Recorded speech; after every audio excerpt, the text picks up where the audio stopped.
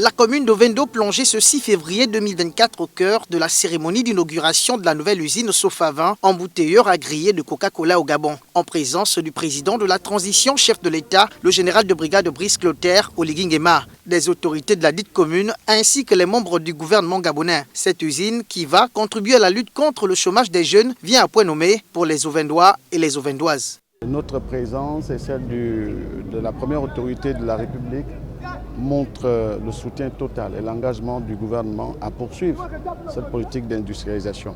Je pense que c'est cela le message que le gouvernement, le chef d'État voulait envoyer aux populations. Non mais 75% de Gabonais, ce n'est pas que cette usine, c'est dans le groupe Faubert. C'est-à-dire l'engagement que ce groupe a de procéder également à l'insertion des jeunes Gabonais, des femmes, pour leur offrir des emplois, parce que l'objectif aussi, c'est de pouvoir créer des emplois et employer des Gabonais.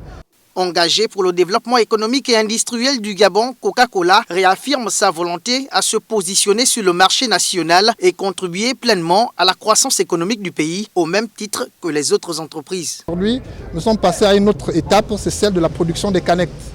Vous avez constaté qu'il y a eu une rupture sur le marché, il n'y en avait pas de canettes.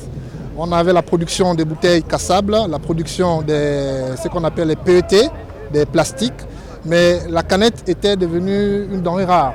À partir d'aujourd'hui, elle va réinonder nos marchés et nos espaces de vente.